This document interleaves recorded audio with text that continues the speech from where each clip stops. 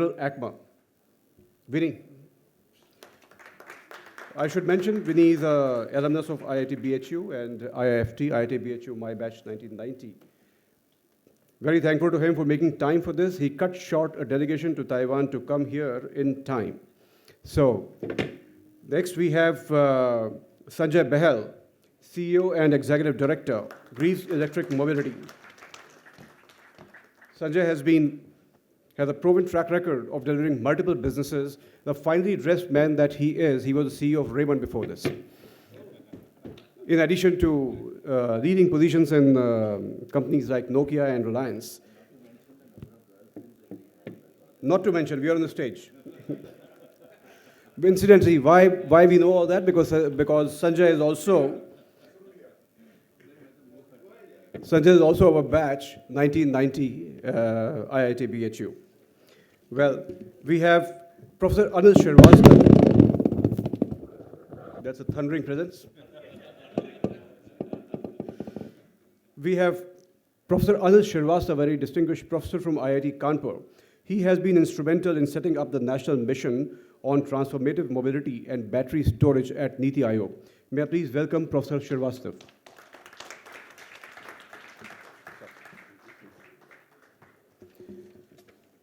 As you can see, this is a heavy-duty panel, a lot of words of wisdom, a lot of gray hair, but it's still very young though, right? And among them, now we have a disrupting voice, which is Puneet Goyal of Blue Smart Mobility, one of the startups doing exceedingly well. I'm certain if you live in India, in one of these cities, you would have seen their electric vehicle taxis, the whole fleet, right? So he's a guy. If you have not been served in the taxi, please ask him, but not on the panel, later on. So Vinny, over to you. Mr. Ganj, oh, I'm sorry. Why it is not here? Well, okay. Mr. Ghanshyam Prasad, of course. Chairperson of Central Electricity Authority. Another IIT BHU alum, 1989 batch.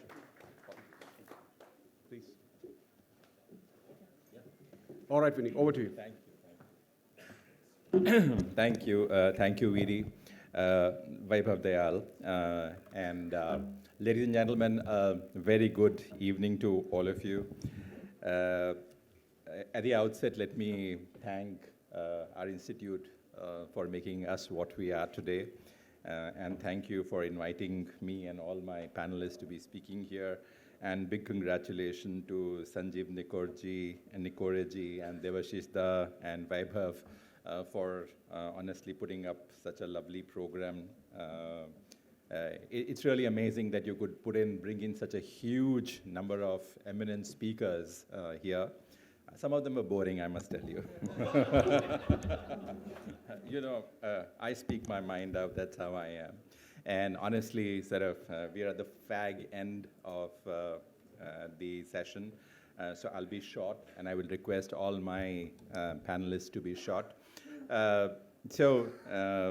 Thank you for having me. And the entire industry, the automotive industry, the world over is transforming. So it is in India. When we began the whole journey of electric mobility, there was a lot of resistance that the industry had. But thankfully now it's got the imagination of the people and all the governments. I'm very thankful to the government of India. There was a slide by Professor Panigrahi. Government does set the boundary conditions of operations of any industry. So the regulatory framework is getting tightened when it comes to emissions. That's driving electric mobility, and there have been some lovely schemes like the FAME2 scheme, and then the PLI that is driving electric mobility. Notwithstanding that, there are 26 states in the country today that are offering incentives for electric mobility, either directly to the consumers or to the manufacturers. It's a wonderful startup ecosystem that is being supported by the government, but also beyond the government. The industry is really active on that front. Just to give you some numbers, I'm not giving you the numbers of the entire industry, but yes, the automotive industry happens to be a key driver of Indian economy.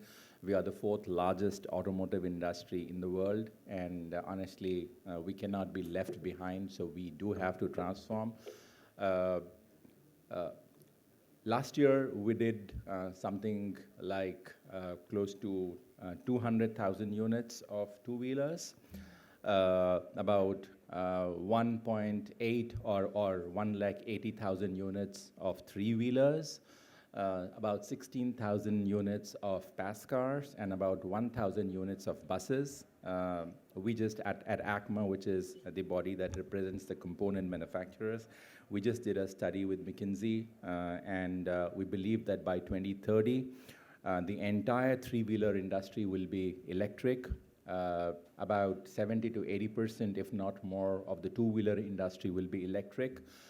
Buses, of course, it's a huge, huge focus on the buses. About, we're going to be having a tender of about 50,000 buses over a period of 5 years, looking at electric buses procurement across the state governments, the state transport corporations. Commercial vehicle, probably about 10%. We don't have a viable solution at that level, economically viable solution. And pass cars, about 10 to 15% would be electric by 2030. With these opening comments, I would sort of invite all my very eminent panelists. Maybe we'll begin with Mr. Srivastav. Mr. Srivastav, why I'm calling you first is, as I said, the regulatory and the boundary condition are what define the electric mobility or any function of any industry. So maybe you could give a perspective. You've been very heavily involved with the FAME scheme. You've been involved in the PLI. You've been also involved in the battery swapping policy. So maybe you could sort of give us a perspective, and you can also sort of talk to us what you're doing at IIT Kanpur. That'd be very interesting. And then I will invite Ghanshyamji, because infrastructure is a huge, huge issue. We all talk about carbon neutrality. Our goal for carbon neutrality is 2070. Today we consume around 400 megawatts of power, but about 74% of that is fossil fuel. 2032, we have a roadmap. We'll be generating 500 megawatts of power, and therein, about 30% would be fossil fuel, or 32% would be fossil fuel, or say 30% would be for fossil fuel, 30% is coal, and another 3% is gas. So, but then, when we talk about 50,000 buses coming in, while there are depots, but believe you me, not a single state transport unit knows about how to put a charging infrastructure. Now, they're all very keen. They all are coming and participating in the tender for the buses, but they do not know how the charging will happen.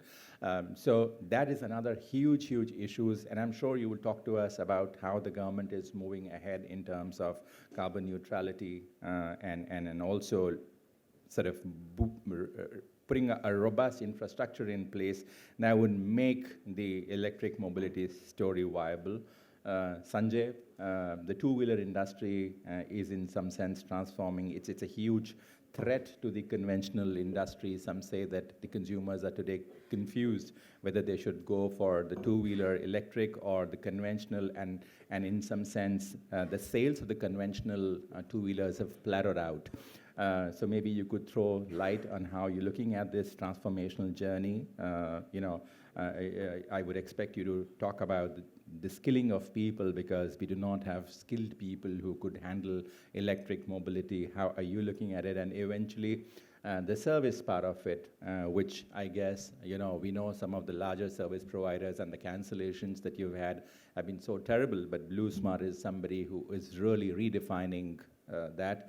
So I would expect you to talk about how do you see the service, in some sense, the quality of service that would, in some sense, create that user experience for people to graduate to consuming electric mobility products. So that's the boundary condition that I have set for you. Please feel to digress, but then please think about the audience. They're already bored, okay?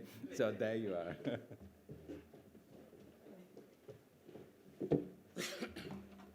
Thanks, Vinny.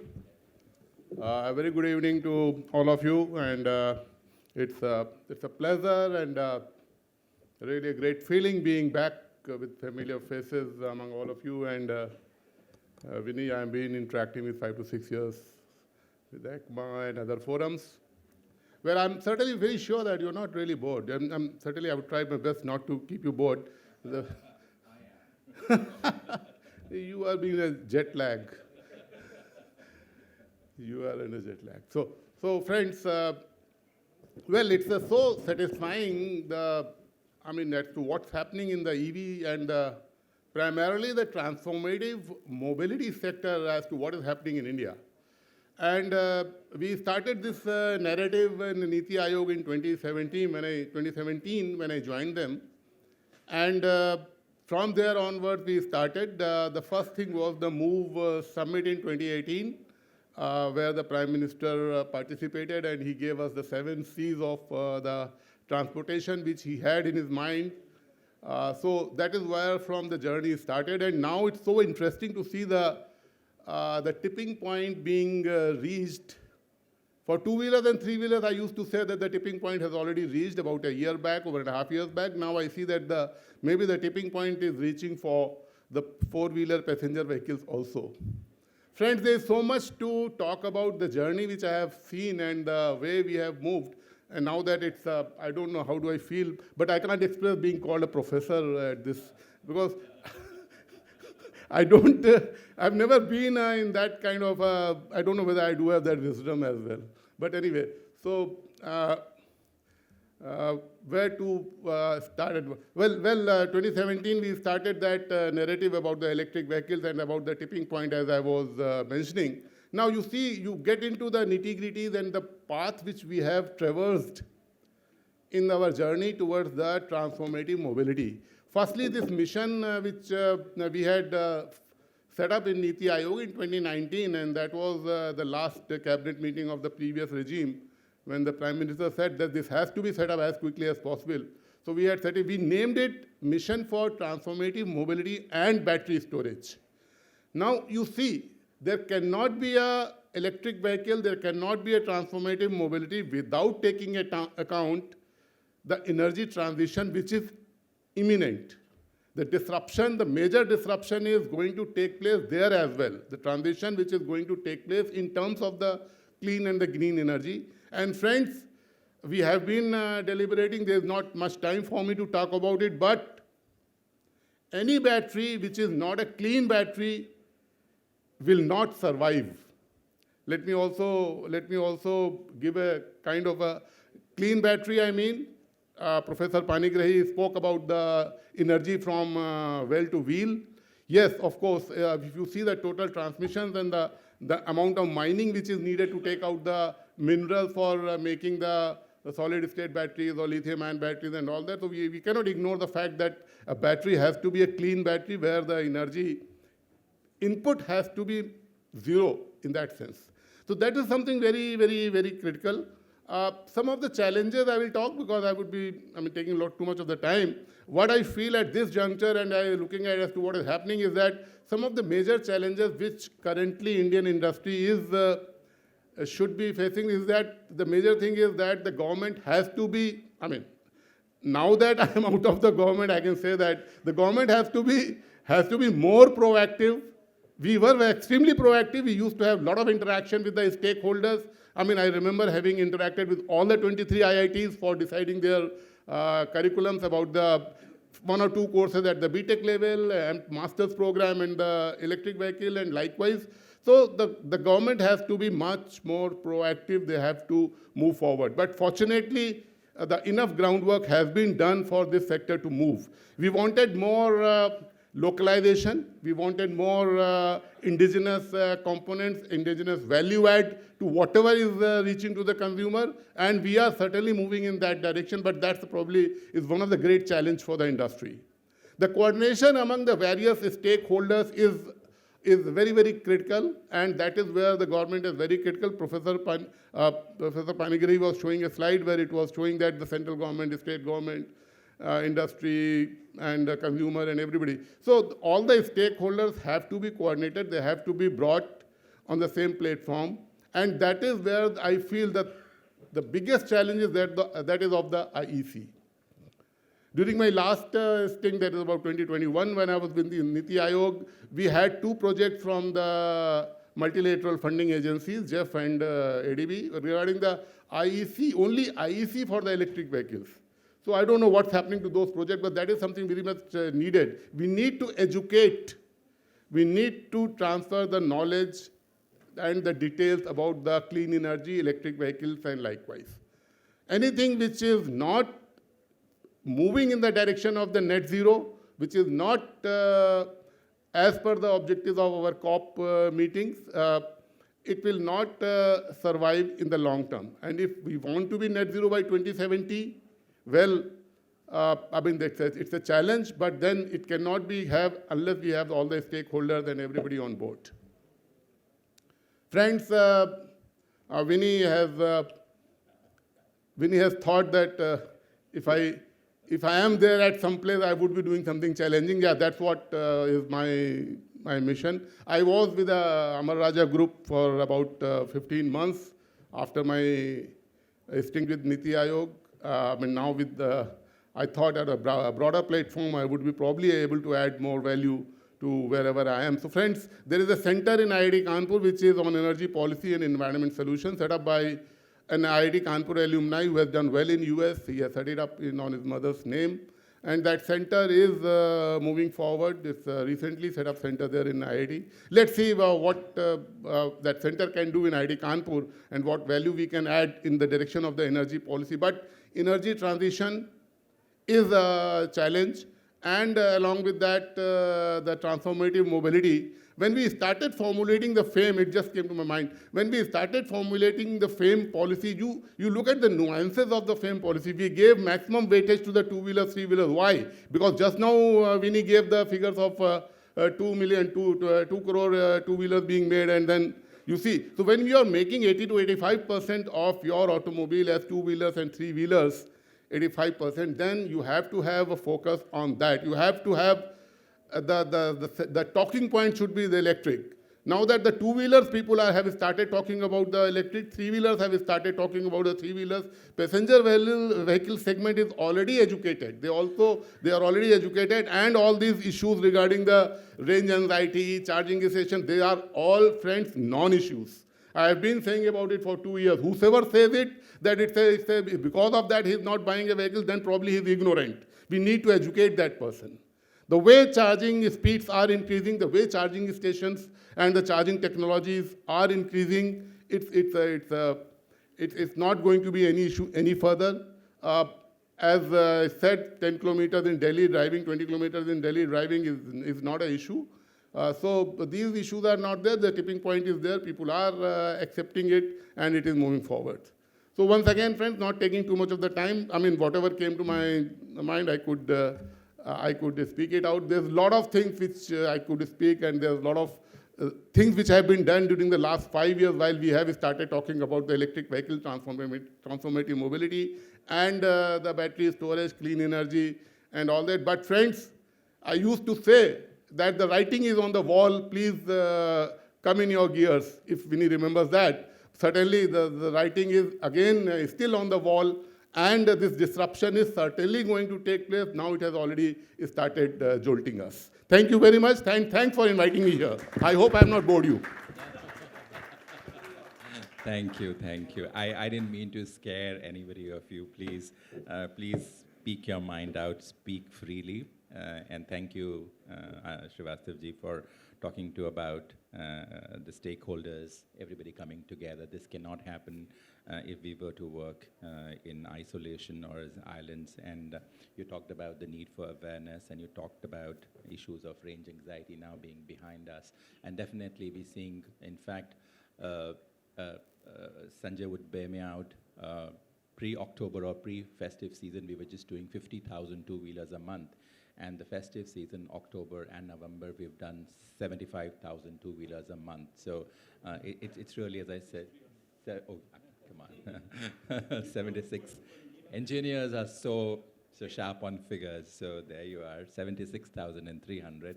There you are. So now I have the pleasure of inviting Mr. Ghanshyamji to talk to us, sort of give us perspective on how they are contributing and how the energy sector sort of needs to support us in this transformative journey. A very, very warm good evening to everyone. And thanks, Vinny, for giving me this opportunity. And let me thank the alumni first, that it's because of this name which appeared in the mail, I'm here today. I think probably that must be the reason why all of us are here today. I had been throughout in the power sector, and have closely seen power sector right from the day I came out from the college in '88. Initially, of course, I was there in 3 years in the steel plant, and after that, I had been moving throughout the country and across the world, looking after the power sector, and now I am the chairman of Central Electricity Authority. I joined on 15th of July this time. Earlier to this, I was in Ministry of Power, wherein I was looking after transmission, generation, and all the policy making, wherein I really got in touch with the EVs, what the topic of the day today is. In fact, when we started talking about the energy transition, what you rightly mentioned in the COP and COP21 particularly, wherein the first target that was given to India, and we took up the challenge of that target, and that target was roughly 40% of the installed non-fossil fuel should be coming out from the installed generation capacity should be coming out from the non-fossil fuel. So that was the target given up to 2030, which we have already achieved last year itself by November. So roughly 9 years ahead of time, ahead of schedules. So that made us rethink, and when we were in discussion with Honorable Prime Minister, he said that why not we take another challenge, and why not increase this, our own target of 2030 of 40% to 50%. So that was the next target that has been given to us, and it's a challenging task. Once again, let me tell you, it's not as easy as what we think in terms of percentage. And what you rightly said is, right now we are at around 409 gigawatt of installed capacity, wherein non-fossil constitutes of around 173 gigawatt of non-fossil. But if I have to take it to 40%, which means, so 50%, that means that I'll be touching somewhere around 450 to 500 gigawatt of non-fossil fuel by that time. So we have already charted out, we have already planned, as you might have seen, the National Electricity Plan, which has been hosted on the CA website, and we have made a projection up to 2030 initially we made, and then later on we made up to 2030, and giving a further projection up to 2037 as well. What is going to be the generation mix in the country, which will transit us from the present situation to that kind of a situation as such. If I see as of now, the pie is like 42% we are meeting from the non-fossil fuel, and whereas rest is coming from the fossil. In 2030 itself, the pie is going to get reversed. Non-fossil will take around 64%, and rest will be coming only from the fossil. So that's kind of scenario that we talk about. But we have to be very, very careful. When I was sitting here, somebody talked to me regarding energy security. He says, no, you should not be bothered about energy security because you have a lot of cheap sources of generation that is coming into the system. But cheap sources definitely are coming into the system, that is solar and wind, which is less costlier than earlier coal or gas or oil or whatever we call it. But then they have its own nuances, and these nuances are basically variability and the non-availability during the time when you really need it. Say, for example, if I take solar, it's available during the day but not in the evening hours. And let me take you to the very good fundamentals. When we used to study, we used to say that, okay, peak power, peak demand is going to come in the evening hours, right? And these days, for last 2 years, the trend has totally reversed. We are getting the peaks now somewhere around 1 o'clock or 2 o'clock in the day hours. Mainly because we also wanted that kind of a demand shift to happen. And in fact, we have been chartering this kind of a transition with all the DISCOMs, all the state with respect to the policies, saying that try to do some load shifting so that we coincide with the solar or generation. And that's how we can save the grid and we can have more greener power into the system. So that's the kind of transitioning we are thinking about it. But then, if we have to really give 24/7 reliable power to the consumers, that's our prime focus, then I must see that that kind of power, that green power is available to me on a round the clock basis. How do I do that? So you might have seen a lot of innovative bits that has come out in recent times, and I was instrumental in drafting all these guidelines from the ministry. So we said, no, we'll not go for only plain vanilla solar bid or plain vanilla wind bid or like that. So we said, okay, let's make it a hybrid bids. So initially we tried out with solar and wind together. Then we tried it solar, wind, and you can add anything what you want to do, but you give me a committed power 24/7 RTC power, what we have started calling it as round the clock power. So that kind of a power is needed. Why I'm talking this is because that's the kind of power which will be required for EV charging stations as well. Another challenge that came in respect of EVs was, how do you classify this EV? When we started in 2014-15, I think that was a talk in Niti Aayog, that was the talk in all IITs also, they used to tell me, and I used to get the references, that how do you classify these EVs? Charging stations. Because we have only 3 categories into the Electricity Act. One is generation, transmission, distribution. That's it, nothing else. So where do you place this EV charging station? Do you put them in the bracket of generation, or do you put them in the bracket of transmission or in the distribution? It became a big challenge for us. How do we classify? Then when we started seeing the use cases of these EV charging or electric vehicles and all that, what we found is these batteries, there are a lot of use cases, particularly if I see the battery particular cases. Either it can come with the generation, along with the generation, or it may come along with the transmission. I can avoid my investment in the transmission sector and really try to see that the entire construct gets optimized. Or I can do it at the consumer premise itself, so that I don't need to invest so much on the transmission, and I have the power available right at the consumer point itself, as far the battery is concerned. Then there could be other things as well, because in grid you require for balancing, you require for ancillary services, you require some kind of a reserves as well. So all these factors led us to classify, and you might have seen in 2015, under my signature only, we classified EV charging station, which gave some clarity at that time that how we are going to treat it, and legally how it can be treated without even amending to the Electricity Act. That was a big challenge at that time.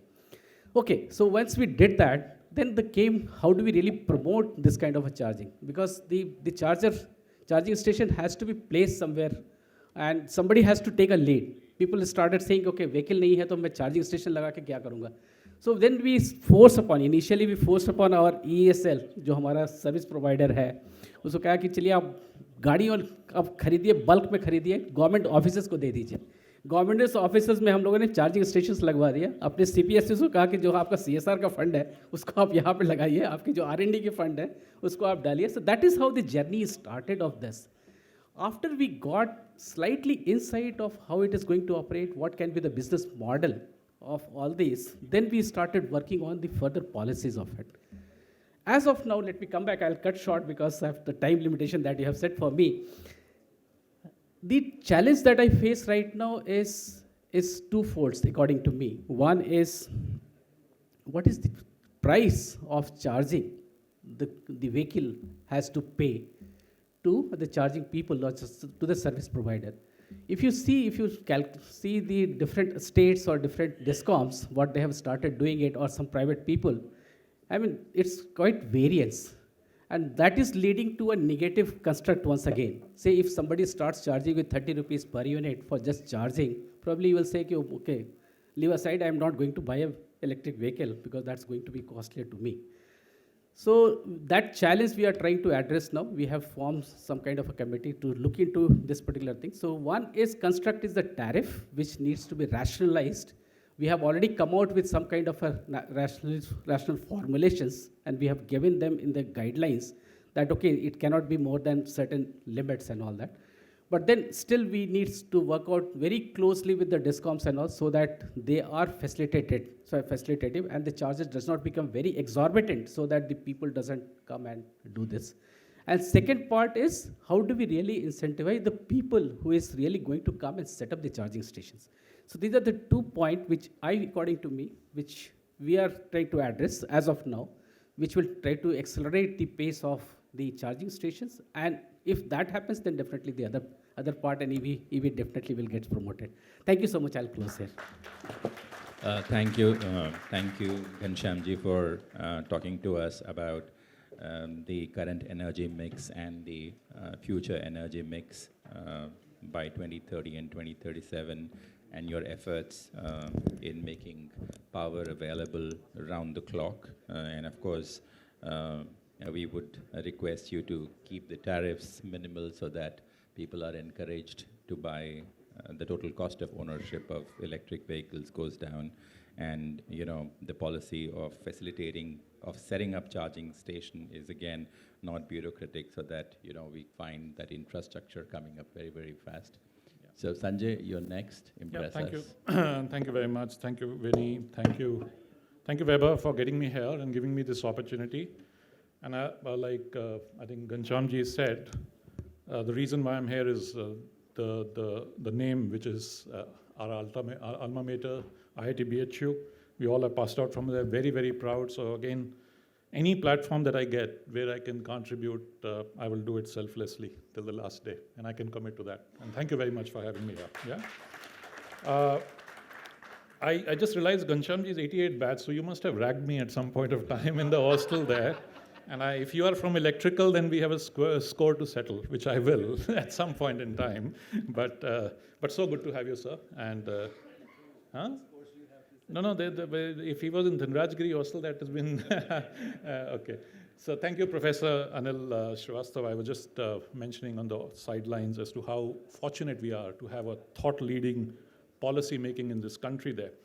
Look, I think I'm very excited about being here. It's always day one for us in Ampere, in Greaves, because while there is a lot that has been done in the last 5 years, but I still believe it's a ground zero up, build up. It's an inflection point.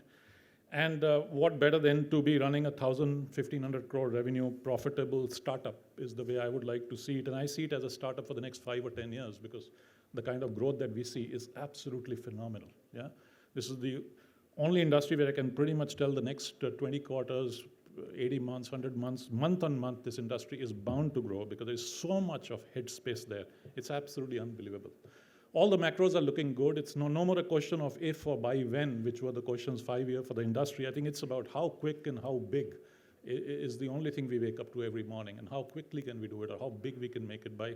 And I think the network effect is happening across everything: policies, infra, batteries, OEMs, component manufacturers. I think it's really, really beautifully coming together. And I actually have the entire industry to really thank for this opportunity to us. A lot is going well, and a lot of factors are going well. So why I see this entire headspace being so beautifully panned out is that all the macros, I keep telling my team that there's very little we do. There's a lot that environment is giving us so much of tailwind, because the urbanization which is happening, 300 million more people are going to become urban. That opens up a whole new market for motorized vehicle, for kind of a multimodal energy distribution. Everything is going to be actually required by, I think, by the country, and there is a lot being done already there. The demographic dividend on this country, emerging middle class, 95% of homes, I believe, will have at least one two-wheeler in the next 7 or 8 years, and 99% of those two-wheelers are likely to be electric. So understand, 1 billion two-wheelers or at least 200, 300 million homes are going to have that. So I've always seen that in any disruptive technology, all the early estimates always get missed, and all the medium or long-term estimates always get delivered earlier than time. It always happens. So actually, when Vinny says that three-wheeler will be 100% electric by 2030, I can pretty much put my bet on it that it will be 100% electric by 2025. I can tell you that. It is bound to happen, yeah? And it's not going to be just 60, 70% two-wheelers there. It's going to be 95% of two-wheelers are going to be electric by 2025. There will be some people who will want to live with, for the romance of it, but there is no reason for it to be, I see, at all, because of the kind of forces that are there. And then the dual income homes, working women, so many things are going right for this. Or the rise of e-commerce. It's only 10% of India. It'll be 25% of India in 3 to 4 years from now. How will that, the biggest metric which Zomato, Swiggy's, Amazon's, Flipkart, that worries them is cost to serve? Because the rest is all there. It's a marketplace. It's your inventory lying in their warehouse. Only cost to serve is the real, and that's the cash burn. And if an industry can go and say, I can cut down your cost to serve by 70, 80%, why shouldn't any or all these e-commerce, whether it's food grocery or whether it's normal grocery or any kind of a delivery system, not go electric. So I think everything is going right for it. And the perfect, I think, solution is the electric mobility there. So I think disruptively clean energy. Already the TCO before the subsidy support we got was 30 to 50% lower than IC. With the subsidy, it's almost 70 to 80% lower. So we're actually excited. But a lot has to come together. I think there are 4 broad pillars on which this will get built. I think OEMs have to do their job, which is my job in my company and my colleagues in the industry, which is EV manufacturers. There are infrastructure providers, and I'm just going to very, very briefly mention what we expect from them. There are a lot of ecosystem enablers which are now burgeoning in the early days of that, but that will also create a massive network effect. But I think there's a lot already been done by government policy makers like Professor Anil here, and I think if they can just be consistent and steady with the support to the industry, I don't think we need any more radical this thing, as long as they are steady, consistent, and morally and committed to this industry. I think that itself is very, very good. From an industry point of view, as a manufacturer of two-wheelers and three-wheelers, I think there's a lot that is being done or needs to be done. I think the first thing we are trying to look at, the point that Vinny made, was range anxiety. I think that's almost gone, if not fully gone, but it's still there. When you go to the customers and ask them about, now, people may not in urban scenario drive 80 to 100 kilometers every day, but they still don't want a 80 to 100 kilometer range. They want 150 to 200. Why? Because a IC benchmark, and let's take the largest selling IC scooter there, Honda Activa, is about 5.3 liter engine, and let's say 45 kilometer theoretically, you're talking about 240 kilometers, yeah, in one fill. So EV has to reach there, and I don't see any reason why next 18 to 24 months we can't reach a 250 kilometer range in this industry. So that's the first thing we are working on with our partners, with our suppliers there. Second is the life of an EV vehicle is another very big thing that we need to work, yeah, because there is a tendency to say 2 saal warranty, 20,000 kilometer. Now industries move to 3-year warranty, 30,000 kilometer. And there are players who talk about 50,000 kilometers in IC or 5-year warranty. So people are saying, an Indian mindset, after warranty, you don't throw the vehicle away. You go again and pay the money to get it repaired and stretch the life to 10 years. And then you again resell it. Now, EV is not established there. It's still very, very nascent industry. So we need to, as OEMs, benchmark a 10-year life for the vehicle and a resale value, yeah, which has to be really driven there. Now, the number one cost, and cost is another very, very big factor. Affordability is key. 80% of the market is between 70 to 90,000 rupee price point there. Most of the EVs are 1 lakh above. Thankfully, we have a magic kind of a presence in that price point. So as an Ampere brand, we do extremely well in that 80,000 rupee kind of a price point there. But even that's after subsidy. So clearly we are 30-35% more premium to an IC equivalent vehicle, and that's where FAME subsidy comes to help us. My view is that there is a magic to happen from $130 kilowatt hour power, the cells, that battery that we're getting. We are about 18 to 24 months away from it becoming sub 100. The moment it goes sub 100, then the FAME is really not needed, and pretty much we can take and give back a vehicle at a parity cost to IC, and it is only going to get better there, and that's the reason I say it will become electric very, very fast. So that's there. There are many newer technologies. We already talked, many speakers talked about sodium ion. I think it's an extremely promising technology at a 30-40% lower than lithium technology. Reliance has already done a tie-up, as you know, with a UK firm there. They're committed to it. There are many big players evaluating it. Toyota is evaluating hydrogen fuel now. That's, again, very promising technology in my view, but it may be a little beyond the sodium, maybe about 3 to 4 year timeline there. A lot of indigenization there, which is happening, and that's extremely important. I think some policies are helping us there. I think also believe that LFP liquid will become LFP solid. The whole point that I think Professor made is about cleaner energy, stable energy, safe energy, and I think it's very important to have safe batteries. And again, I want to thank on this forum the Government of India for giving really strong standards. The new standards, AIS 156, I don't know whether you know, the technically phase 1 and phase 2 in 2 phases. In the next 4 months, the entire electric industry is going to move to the newer battery standards. That is by far the most stringent quality standard for a battery safety in the world, by far. There's no certification and this kind of it's a great, great support that I think government is giving us. And it also helps this whole semi-organized assembly manufacturers to really get shaft, which is very important for the benefit of our customers.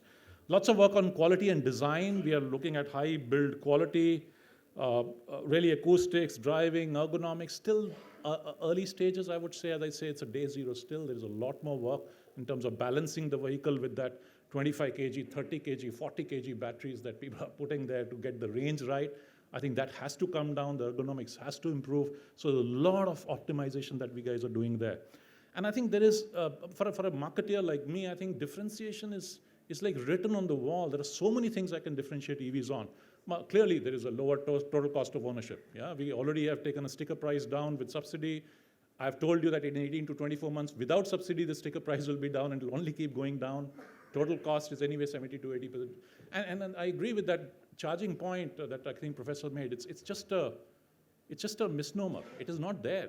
What do you need a two-wheeler? It's like a mobile charger, 15 ampere plug, go plug it in your home, take the battery out, take it home, charge it, and next day you're done for 100 kilometers.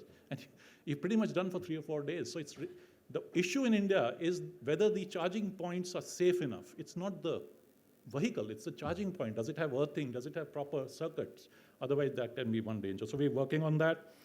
Software on wheels is what people say. I agree. I believe in that. I've just set up, prior to this assignment, I was doing a data science company, software SaaS company, and I think this is a software on wheels. This is SaaS on wheels there. And eventually, it'll be OTA of everything over there. Everything will get OTA. I have 10 years I've spent in mobile. I've seen from 5% penetration to 90% penetration in 1 decade. I don't see this probably is going to be faster. And software helps. Yeah, OTA of everything would mean you want to increase the speed of your scooter because you're going far, you want to increase range. I don't think you need to go and change your battery. It's going to be on a mobile phone. You just download an app and say, I want to unlock next 50 kilometers on this battery, and it'll be done for you. So, and not just this, there could be data monetization in everything. You will say, okay, I want to make money out of my scooter. You will be able to make more money than you bought the scooter for, because you will be able to use the data in various stacks, and I can talk endlessly about data there. And then we can add a lot of bells, whistles to it. You can always say, what is your carbon credit? How much of net zero you've done? You can give carbon credit to people for driving it. So that's a huge, huge job that we as an industry need to do. And I think I feel very responsible that we need to bring this. In terms of infra, I think you will see, and we will all see together, home chargers, this chargers, micro chargers, you will see prosumer. I believe that prosumer is product plus consumer. A lot of these things like school buses can charge for 200 kilometers. But they don't need travel 200 kilometers for a school. They just go 10 kilometers, they stay idle for the whole day, then 10 kilometers back. So while they're idle, they can be the charging point. You don't need a traditional oil, diesel kind of a petrol pump kind of equivalent battery swapping station. That bus is a charging point for all of us. My scooter, Vinny's scooter, I can possibly just over the air transfer my charge to him. These are the future thing. It's not 10 years away. It's 5 years away. It's probably 3 years away. I can bet on that, some of these things, yeah? So there are so many other things there in terms of bulk fast chargers are going to be available, super fast. In fact, I'm launching one pretty soon, which is saying if you want to buy a super fast charger in 2 hours, you want to buy a 1 hour charge. Then there are options there, of course. You pay money for it, but why wait? You just need or you need microcharge. You just need 10% charge. So they should be easy to do that. So lots of stuff there. Very exciting financing, which is coming now. Zero down payment financing, which we also announced, some of our players have announced. Wet lease models are going to be another one. B2B fleet mobility, hugely interested in wet lease.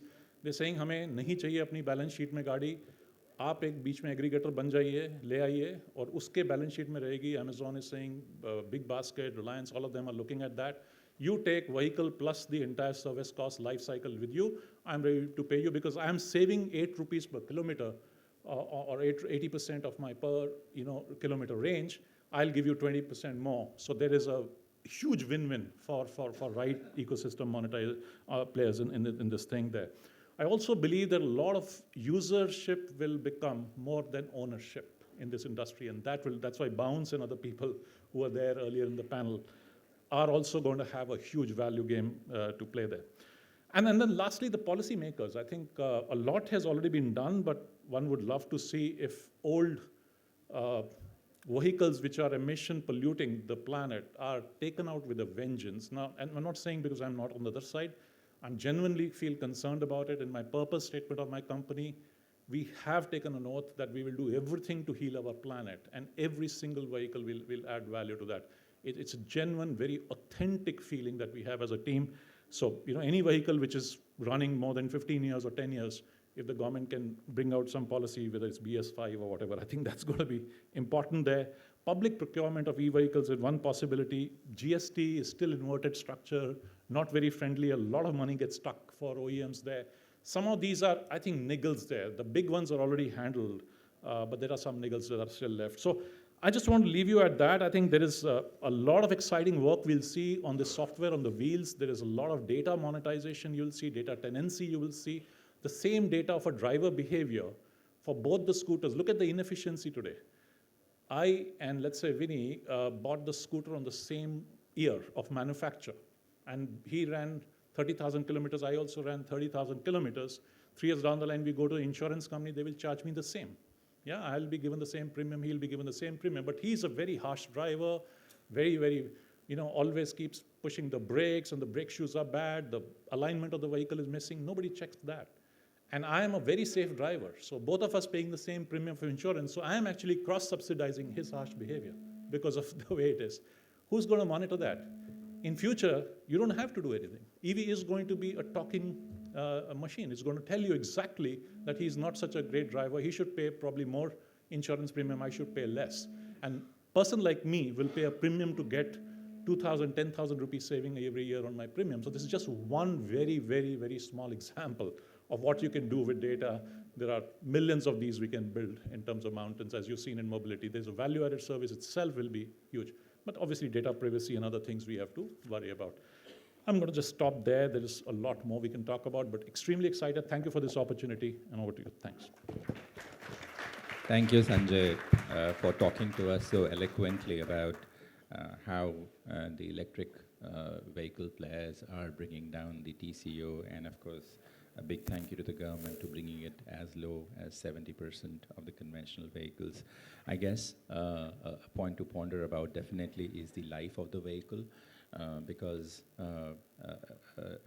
the banking or the financial institutions don't view the electric vehicles as an asset that has got a resale value, and therefore they are very reluctant to finance electric vehicles. And Arjun would recall in the early days of the computer industry, we faced exactly the same problem where the banks would not give loans for buying computers, because the moment they came off the shelf, they would depreciate by 50% in value. And if you don't have a secondary life, the banks are unwilling to fund you, finance you. And absolutely, I mean, this is nothing but a computer on wheels or SaaS on wheels, depending upon how you can get an easy upgrade and newer features, just a download away. So a lot of excitement, as you said. So we bring in more excitement, Puneet. Thank you, everyone, and thank you for Pan IIT for inviting me here. And I didn't go to IIT, but my founding team, Tushar, Anirudh, Rishabh, they all are great IITians from IITs. I was in fact invited by IIT Delhi early this year to speak about electric mobility, but that's the only IIT connection. But I think for those who don't know about BlueSmart is India's first and largest fully electric ride-hailing service. We started back in 2019 with a very small fleet of 70 odd cars. Today we operate 3,000 electric cars in Bangalore and in Delhi NCR, which is the second largest fully electric ride-hailing service in the world. In any city that operates today, just for relative numbers for you, just throwing in numbers. Uber currently is operating an EV fleet of 5,000 cars in London, which is the largest EV fleet of Uber in any city in the world. Uber operates nearly 44,000 cars on the streets of London, where 38,000 are non-electric cars and 5,000 are EVs, so just a relative number. And we also operate the largest network of EV charging stations in Delhi NCR and in Bangalore. We have 18 EV super hubs where we have 1,700 EV charging stations. So we are building a full stack, fully electric ride-hailing service, and we're building a large EV charging network, but in super hubs. A super hub by definition is where you can park and charge more than 25 cars in one location.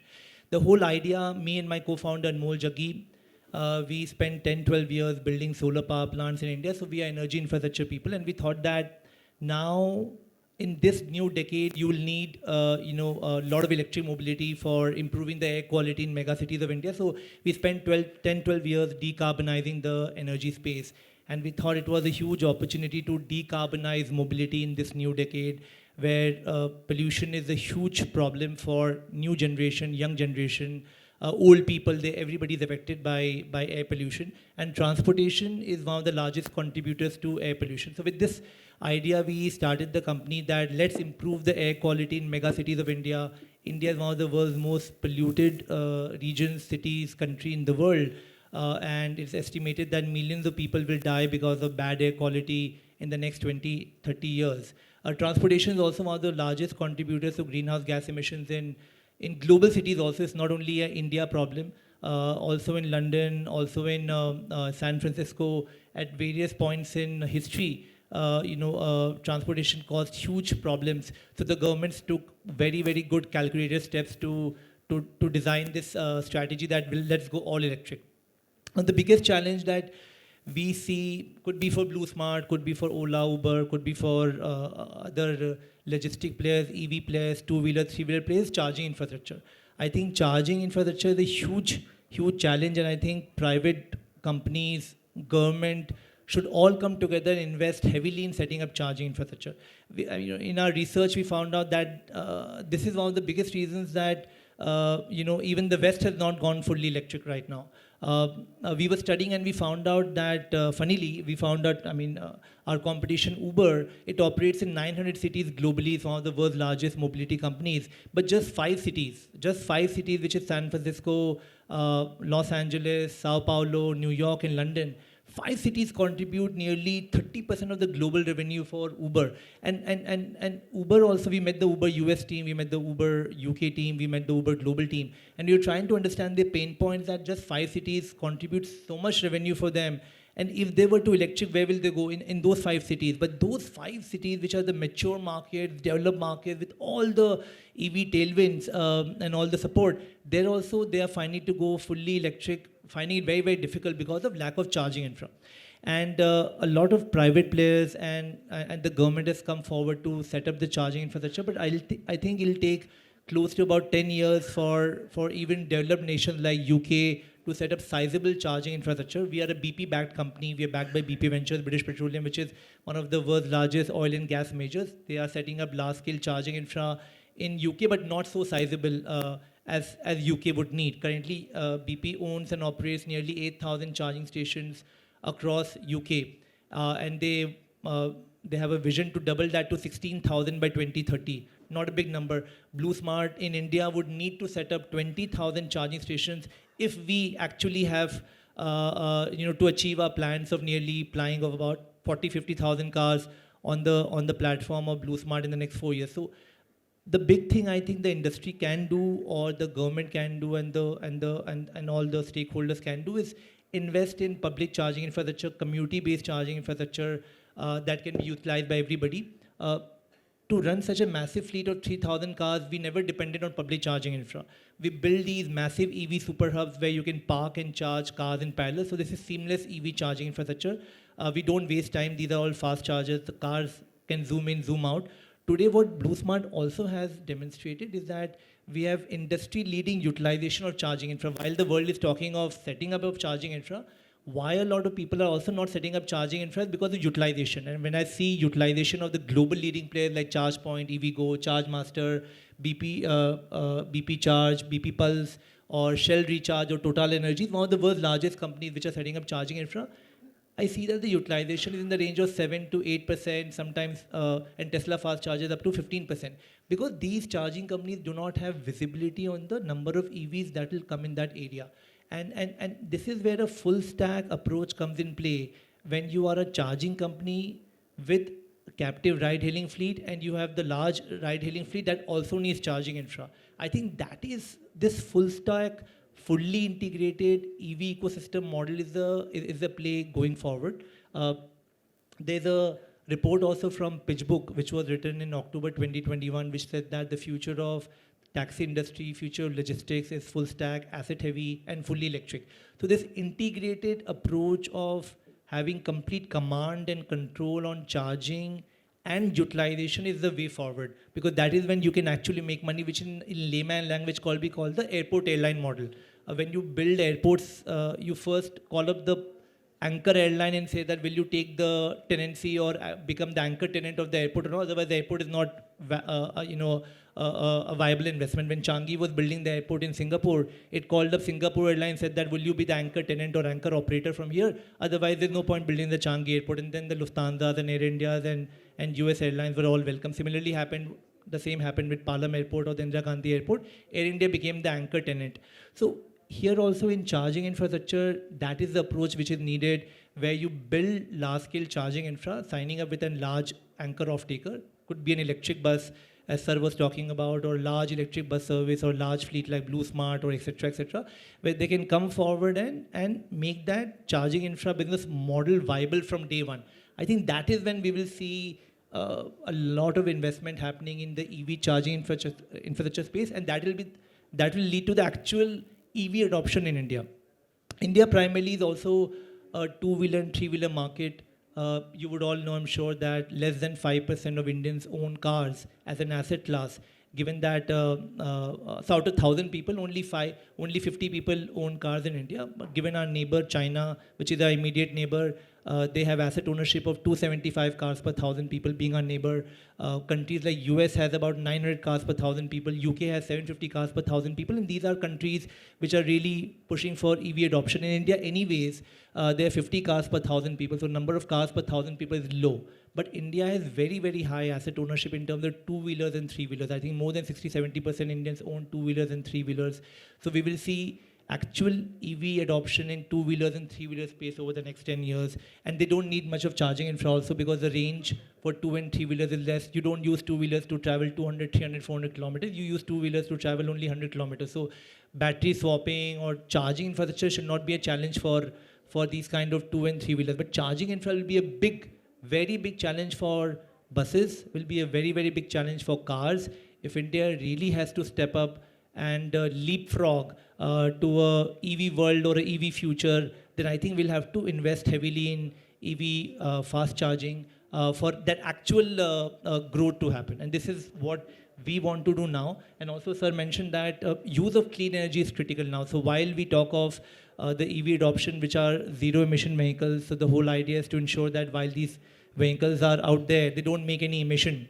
Also, the whole thought process should be to ensure that we use clean energy to power those charging stations, and then which in turn charge these electric cars. So this is what we are trying to do at Blue Smart now in phase 2. Since we have reached such scale now, and we have massive plans to further scale, what we are also trying to do this year and the forthcoming year in 2023 is to ensure that now we use more and more of clean energy, sign solar PPAs with large solar generation companies. Since that's our background, we spent 10, 12 years building solar power plants. India's one grid, one nation policy.